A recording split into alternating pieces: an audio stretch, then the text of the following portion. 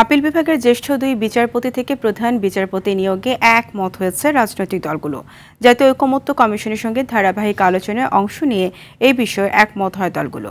তত্ত্বাবধায়ক সরকার গঠন এবং জরুরি অবস্থা জারি নিয়ে সংবিধানের সংশ্লিষ্ট অনুচ্ছেদের সংশোধনে একমত হলেও এর প্রক্রিয়া নিয়ে এখনও ঐক্য হয়নি। খান আলামিনের রিপোর্টে থাকছে এরই বিস্তারিত। সংস্কার প্রশ্নে জাতীয় ঐকমত্য কমিশনের সঙ্গে রাজনৈতিক দলগুলোর ধারাবাহিক আলোচনা অব্যাহত আছে। রাজধানীর ফরেন সার্ভিস একাডেমিতে এই আলোচনায় অংশ নিয়েছে অধিকাংশ রাজনৈতিক দল। তিনটি বিষয় নিয়ে বৈঠকে আলোচনা হয়েছে। প্রধান বিচারপতি নিয়োগ নিয়ে একমত হয়েছে রাজনৈতিক দলগুলো।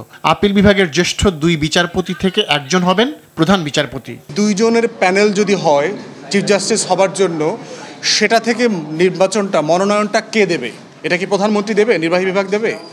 তাহলে প্রধানমন্ত্রী যদি দেয়, তাহলে এখানেও তার বায়াসড হবার সুযোগ আছে কিনা? রাষ্ট্রপতি চাইলে যে কোনো ব্যক্তিকে তিনি প্রধান বিচারপতি করবার কোনো সুযোগ নাই।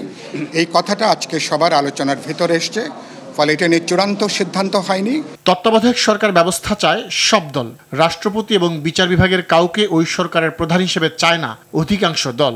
এ নিয়ে আলোচনা চলমান। বিচার বিভাগ নিয়ে কথা আছে, এটা কনফ্লিক্ট অফ ইন্টারেস্ট থাকে, এমনকি এটা নিয়ে হয়তো আইনগত বিতর্ক থাকতে পারে।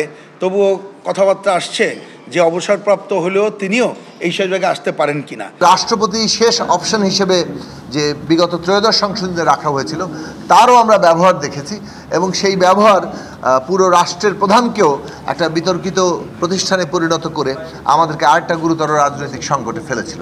জরুরি অবস্থা জারি সংক্রান্ত সংবিধানের সংশ্লিষ্ট অনুচ্ছেদের সংশোধনী চায় সব দল। জরুরি অবস্থা জারি যেন রাজনৈতিক উদ্দেশ্যে ব্যবহার না হয়, সে বিষয়টি নিশ্চিত করার পক্ষে সবাই মতামত দিয়েছেন। কমিশন সহসভাপতি অধ্যাপক আলী রিয়াজ বলেছেন, আলোচনার অগ্রগতি ইতিবাচক। চলতি মাসেই জাতীয় সনদ প্রণয়নের বিষয়ে আশাবাদী তিনি। লক্ষ্য এবং উদ্দেশ্য হচ্ছে দ্রুততম সময়ে সকলকে যতদূর সম্ভব ঐকমত্য প্রতিষ্ঠার মধ্য দিয়ে সকলকে নিয়ে একটি জাতীয় সনদ তৈরি করা। আমরা বারবার বলেছি যে আমাদের লক্ষ্য হচ্ছে এই জুলাই মাসের মধ্যেই যেন আমরা এই কাজ সম্পন্ন করতে পারি। আগামী সপ্তাহের প্রথম 3 কর্মদিবস ধারাবাহিকভাবে আলোচনা চলবে ঐকমত্য কমিশনের।